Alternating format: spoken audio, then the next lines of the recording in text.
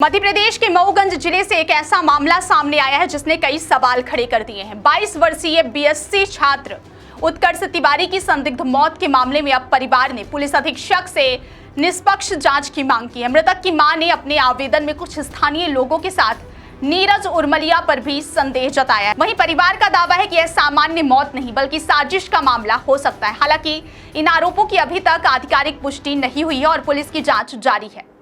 दरअसल यह मामला मऊगंज जिले के नईगढ़ी थाना क्षेत्र के शिवराजपुर गांव का है। मृतक उत्कर्ष तिवारी की मां रमा तिवारी ने पुलिस अधीक्षक को दिए आवेदन में कहा है कि उनका बेटा बीएससी फाइनल ईयर का छात्र था और पढ़ाई के साथ गुजरात में काम भी करता था।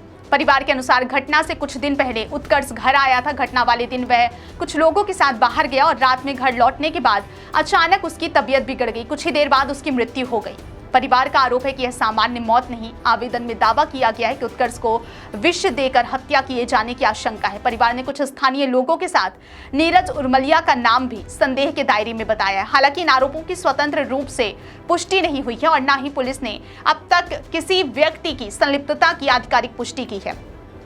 यह आरोप सीधे तौर पर विधायक के दामाद पर लगाए गए हैं। मृतक की मां का कहना है कि घटना को काफी समय बीत जाने के बावजूद परिवार को अब तक विसरा रिपोर्ट और अन्य महत्वपूर्ण मेडिकल दस्तावेज उपलब्ध नहीं कराए गए। परिजनों का आरोप है कि वे लगातार पुलिस चौकी और थाने के चक्कर लगाते रहे लेकिन उन्हें संतोषजनक जवाब नहीं मिला। आवेदन में यह भी मांग की गई है कि जिन लोगों पर संदेह है उनके mobile call detail, record, location और अन्य डिजिटल साक्ष्यों की जांच कराई जाए ताकि घटना की सच्चाई सामने आ सके। परिवार ने यह भी आरोप लगाया है कि पहले एक अन्य मामले में गवाही को लेकर उनके पति पर दबाव बनाया गया था और बाद में उन्हें नोटिस भी जारी किया गया, जिसके बाद उनका संदेह और गहरा गया। हालांकि इस दावे की भी स्वतंत्र रूप से पुष्टि नहीं हो सकी है।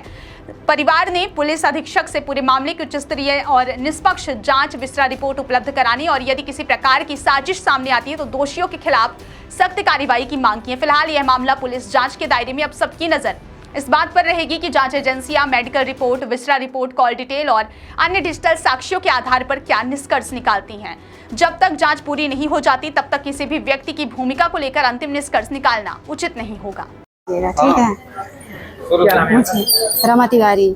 आप लोग एसपी ऑफिस आए हैं शिकायत करने के लिए, क्या मामला? जी, मामला है मेरे बेटे की हत्या की गई है। कौन किया? गांव के लड़के ये अभिषेक गौतम था, रोहित तिवारी था और ये कपिल तिवारी था। ये सब थे साथ में।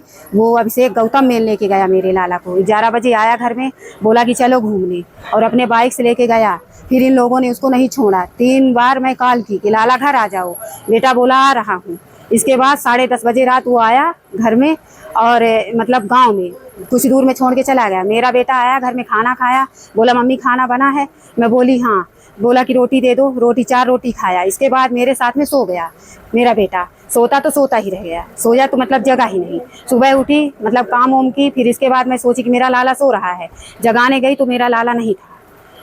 बच्चे का क्या नाम? बच्चे का नाम था उत्कर्ष तिवारी। आप लोगों ने थाने में रिपोर्ट जी कराए थे, रिपोर्ट करवाए पोस्टमार्टम के। जब वहाँ से रिटर्न करके मऊगंज लेके आए, फिर मऊगंज से घर लेके गए। मुझे ये शंका थी कि लाला भी है। फिर इसके बाद क्या हुआ कि ये पोस्टमार्टम के लिए बोले कि मेरे लाला को जहर दे दिए। इतने से काला हो गया था, सर पूरा काला था। मेरे बेटे का सर काला था। और फिर इसके बाद खुद बोली कि जाओ लेके पोस्टमार्टम कराओ। जहर दे दिए, मार डाले हैं। इसके बाद नईगढ़ी लेके गए, पोस्टमार्टम हुआ। फिर इसके बाद आगे की कार्रवाई के लिए इन लोगों ने रिपोर्ट ही गलत करवा दी। बोले कि लड़का बीमार था। मेरा बेटा एक दिन भी बीमार नहीं था। और इसमें मतलब गिरीश गौतम के दामाद का हाथ है। क्या नाम? नीरज उर्मलिया। वो मतलब धमकी दिए थे। इसके पहले साल भर की पहले की बात है, जनपद पंचायत की, ये कुंज बिहारी भैया के मामले की। वो मुझे कुछ भी नहीं पता। फिर इन लोगों ने इनसे बोला कि आप मतलब कुंज बिहारी के खिलाफ झूठा बयान दे दो। तो ये बोले कि मेरे बाल बच्चे हैं, मैं ऐसा नहीं करूंगा। तो बोले कि अपना नुकसान फायदा देख लेना। इसके बाद मतलब 3 फरवरी मेरा लाला ही खत्म हो गया। ये गांव की सब मतलब साजिश थी। अब फिर इसके बाद अब क्या हुआ कि पहले भैया का ही बस नाम था, अब इन लोगों का नए सिरे से नाम जुड़वा दिए। उसके पिता को भी जोड़े हैं और उनको मतलब FIR करवा दिए हैं कि मतलब इनको जेल हो। 14 साल पता नहीं क्या करवाए हैं, ये तो मुझे नहीं पता है, पर रिपोर्ट करवाए हैं। उनके नाम FIR करवा दिए हैं, वारंट कटा है। अच्छा, ये आप कितने यकीन से कैसे कह सकते हैं कि नीरज उमलिया कभी ना आता है? वो भाई बोले थे ना, बोले थे इसे साल भर की पहले की जब बात है, पहले भैया का ही बस नाम था, तो अब जब नए सिरे से जुड़वाए और इसके बीच में वो बोले थे, पहले की बात थी ना, फिर इसके बाद लालाना खत्म हुआ। अब फिर अभी जब नए सिरे से 15 दिन पहले का रिपोर्ट है, ये मतलब नाम जुड़वाए हैं, नए सिरे से इनका नाम आया, तो हम क्या कहें अब इसको, यही ना कहेंगे। पूरा शक जा रहा है उनके ऊपर। इससे पहले भी आप लोगों को धमकी मिली? हाँ, उनके इसके पिताजी को बोले थे।